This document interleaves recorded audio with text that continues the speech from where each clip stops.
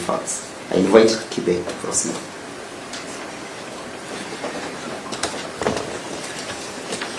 My Lord, while during the course of, I guess we've been here for about 5-6 hours when this application has been going on, and there are two things that have been crisscrossing my mind. My Lord, the first issue is the issues of substance and the issue of perception, the optics. What would be the optics, my Lord? The optics, my Lord, as we sit here in public view, in the glare of Kenyans, some of whom, if you use the reasonable test, are professionals, people who have studied above Form 4, probably half the populations. The other half of the population are people who are definitely below Form 4. So what's the reasonable person's test here, and what are they seeing? The first thing, my Lord and my ladies, are there seeing is that the petitioners appear to be categorical, for good or bad reasons, that they do not have confidence in the bench. And examinations of the fact may still prove that they may or may not be wrong. But the issue is, the test as far as when you read all these cases, in matters particularly that have some political angles, perceptions is everything. And perception is a big issue. So that, my Lord, the issue therefore would be, shall we proceed on the basis where from the word go, the petitioners clearly have appeared to the rest of the country, they have got no confidence. With the same zeal and spirit, the respondents who are being accused for good or bad reasons are saying, we have full confidence in them. That should trouble us. Because at the end of the day, it is the coloration of whatever decision is made. It will be done from the prisms, oh, we told you, we knew this, they were going to do this or the other one. In huge cases like this, it should never be that way. I go to the second issue, the issue of the Honorable Attorney General. I listened to the Honorable Attorney General. The Honorable Attorney General has made an application, one of the applications to set aside the orders. I went back to Article 156. 156 on one hand suggests the Attorney General is the President's lawyer. There is another clause, I don't know whether it's 11 or something like that. It suggests that the Attorney General is the guardian of public interest. And you ask yourself, the Attorney General, without doubt, when it becomes to the President, he's 100% sycophantic, a President's lawyer. But when it comes, a new issue, that which issue is was a new never issue. part of the recusal application. That is not a new issue, my Lord. Let me proceed. My Lord, the Attorney General is the guardian of public interest. What is the public interest in a process of impeachment as we stand here today? My Lord, that public interest must be the country has been treated with an imperfect, I'll not go to the details, with an imperfect impeachment process at the National Assembly and at the Senate. When it reached towards the tail end of this process, the public will be treated to the fact that in processes that presupposed that you would take about 75 to 100 days were conducted within hours.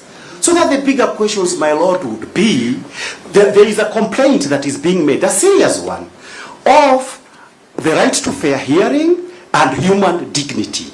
Rights that are not derogatable under the Kenyan Constitution, even during an emergency.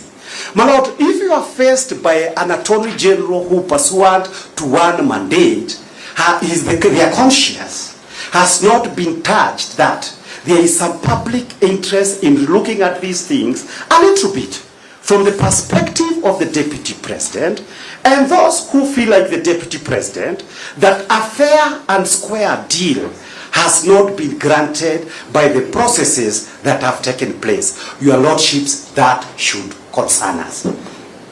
I go to the next issue, the main issue that he cannot deny. He did say, my lord, you are being told that we are in serious danger, we are in the throes of chaos or something like that, and there is some danger. My lord, the truth of the matter is, the time that has been prescribed, thank God, by the Constitution itself, they are far from over. And the petitioners here keep saying, and Honorable Muite has told me, tell the court that if the court can be able to hear us from next Thursday when all of us have done responses and whatever amendment, we are ready to conclude that issue. We are ready, we know the timelines.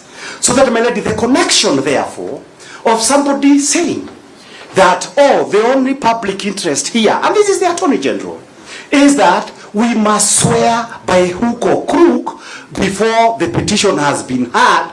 That also should be a matter of grave concern. Sure, because there was never a submission like that, and I think counsel must have some respect for the truth. Nobody said anybody must be sworn by hook or crook. Please let's respect the truth. My lord, I think the language always in submissions belongs to counsel, but what Professor Gedhu Mungai, my former teacher, said is this, that we are in the throes of instability, something to that effect, because if we do not complete the process that was started by the National Assembly, a huge power vacuum might arise. And that it is why, when I use hook or crook, it is why the only obsession that we hear, it's conservatory order taking out. That is the context. My lord, I go to the next issue. Who is this who made the oath of office of Professor Ojenda? My lord, there was the question of CTS.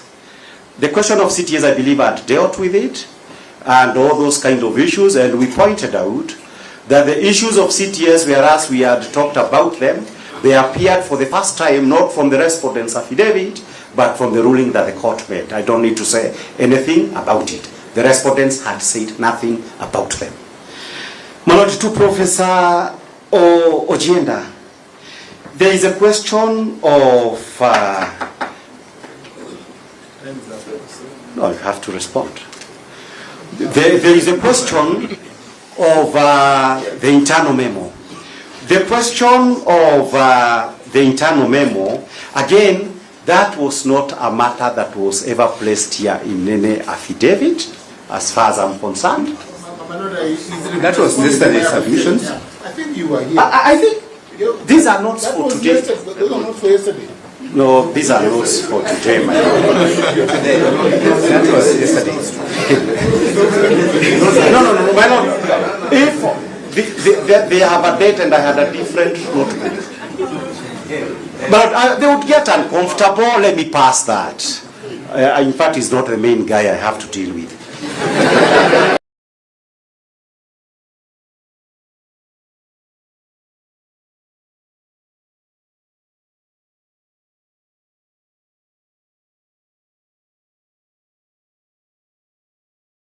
About all these issues, he talked about the internal memo. But well, if he says he didn't, let me hope I imagined it. I can pass it. But that's what my note says. I don't mind. We can't fight over a memo, and as I said, we are dealing with some other submissions. My lords,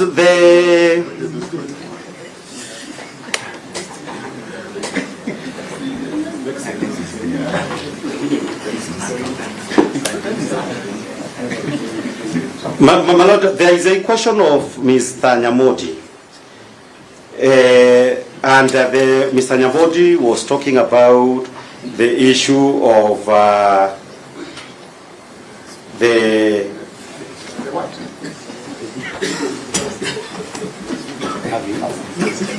My lord is trying to Yes, sit down. He was trained by Their own document. Just to confirm, we have not touched his notes. Allow me to remind him what I said.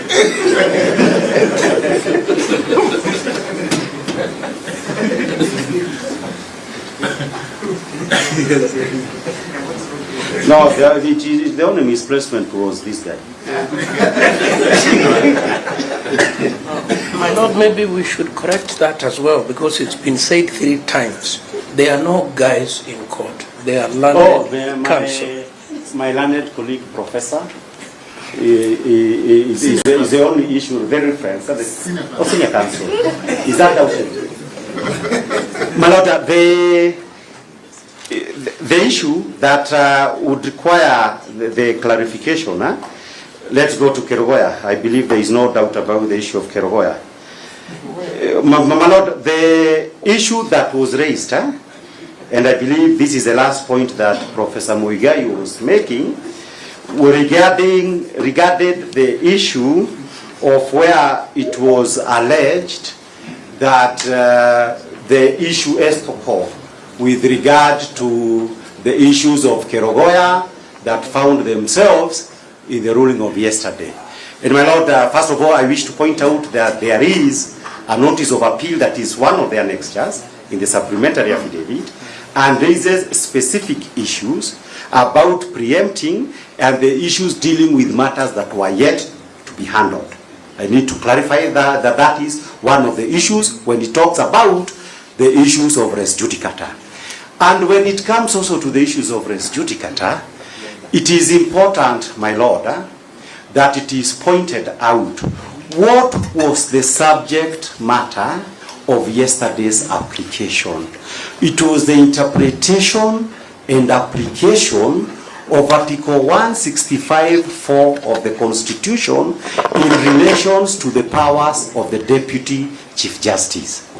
The said ruling, anything else that may have been said that was outside that is direct issue that was before the court, that was not an issue for that ruling. And therefore, dealing with matters that are outside there, and you are be told the ruling has dealt with those matters which it ought not to have dealt with, so it has become res judicata. It cannot become res judicata in our submission.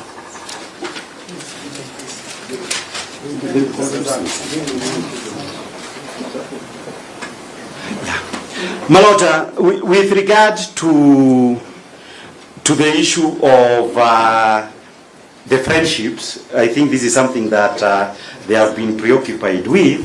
My Lord, nobody is trying to criminalize friendships, not at all. But my Lord, there are always degrees of friendships. When it is alleged, for example, that a friendships between Kibe and Ndegwa is of such a close proximity that Kibe and Ndegwa ought to disclose that fact to any other person, it would be different, for example, to my friendships with Harvey, somebody we just meet and do a few cases with. So that, my Lord, the issue at the end of the day is one of degree. To what extent are there interactions between these two individuals? Because, my Lord, and we were saying that you may feel that there are issues. Issues could well be raised. That who was so that, for example, was Judge Mrima from the Kenya Law Reports records, as people would be sending materials to indicate that, the lawyer for Mheshimiwa Kingi during the case with Esposito, again the answer would be yes. So this is not a casual friendship. It is a friendship that is over. There have been had client-lawyer relationship, other personal relationships are all there. So that, my Lord, you cannot be able. Now, how do we respond to that? Mr. Kibe, Yes, my Lord. I had intended to restrain myself Yes, my Lord. from interjecting in these applications. But I think the statement you're making is factually incorrect. In the Esposito matter, I appeared as the advocate for IEDC, not Mr. King. Thanks for the clarification. My Lord, the issue... I think if we people can respond on issues of law, it would really help us rather than going back on issues of facts. Yes, so that, my Lord, there was the questions of forum shopping, forum shopping. I go with what Mr. Ndegwa has said. If this bench recuses itself, it does not mean that we shall choose any of the judges that may replace this bench. My lords, on the issue of Mr. Mushemi's submissions, my lord, Mr. Mushemi's submissions, we start first of all from the premise that Mr. Mushemi did not have a replying affidavit. We did not have a replying affidavit. I tried to object. In order, you said I respond. We want just to draw the court's attention that if you want to take factual deposition, you take somebody else's affidavit that has been deposed to on oath and say, this is not true, you did not sign here, you did not do this, you have not subjected it to any examination or anything. That would be completely to go outside the rules of evidence as we understand them. And therefore, for as much as the issues of Mr. Mushemi is concerned, I urge this court to disregard them. There are two other more important issues that we need to point out. My lord, using the test of the reasonable man and woman in Kenya, it is a question of splitting hair. President Ruto and Tuya. Is splitting of hair for the simple reason that during even the Senate proceedings themselves, we were treated to a situation in which, and one of the principals was indicted, in which political positions at cabinet, board levels, and others were toss-ups for purposes of political dealings. The average knowledge, because that is the standard that you've said, a reasonably informed Kenyans is aware that any new government comes to office with its own appointees to those board positions, permanent secretaries, and others. Mr. Kibe, you are going beyond what is really necessary for this. I think you have made your submissions. Respect the court and your colleagues. Reply on issues of law, please. I thought that was an issue of law. My Lord,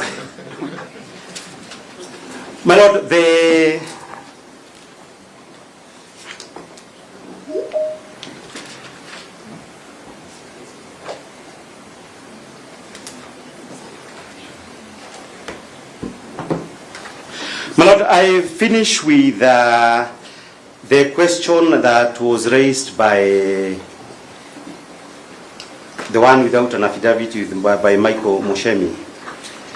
The issue of Mr. Michael Mushemi, where you are told that for purposes of gauging bias, you should be able to look at the MP for Madera, who did not, who voted against the deputy president, although he was his father or something in the wedding.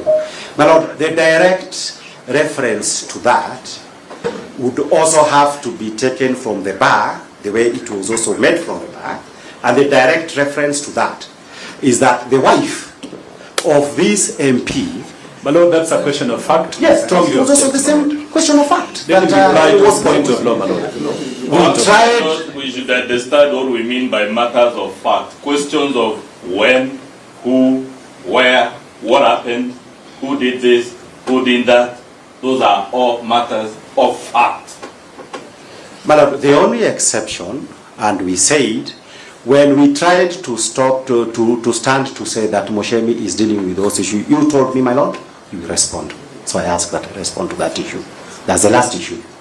And the response is this, that the wife of that Madera MP is also on record as having said that I voted against the DP Gachagua because he insulted us and said our wedding will not last. It had nothing to do with the impeachment. So that we cannot ignore that is what he said, and it is on public record. So that, my Lord, the long and short of it, so that, my Lord, the long and short of it, Mr. Kibe, yes. How do I record that?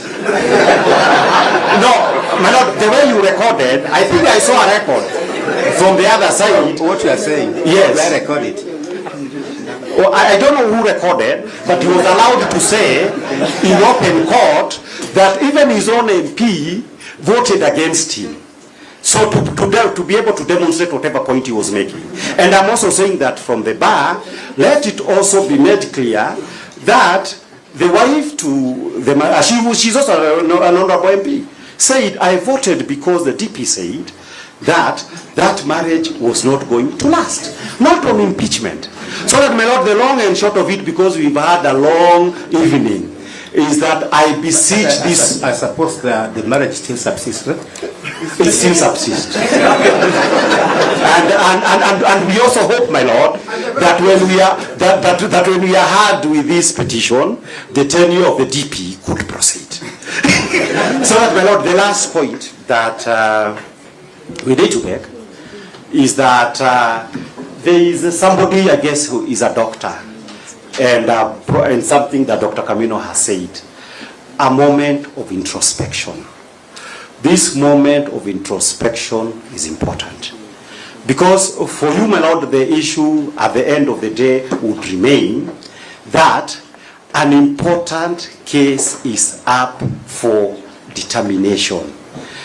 Besides the information that is here, if your councils were to show what is it that other things that are coming up in the course of the proceedings, that questions of perception is such a huge issue, my lord, that if you are to apply the old rule that you are being told to apply, that you have a duty to sit, anybody who does not come with a smoking gun, disregard it and sit nevertheless. My lord, that would defeat the meaning of let justice be done and be seen to be done. But more importantly, it would also affect my reading of chapter 6, the one that would be said that if there is somebody questioning, like the DP, he has written a complaint, it may be right, it may not be right. It may be upheld, it might not be upheld. But my lord, the question is, as we await for that day, should any appeal or anything that results from this case relates to the issue that related to the conduct of the judges, or we deal with the issue of the moment?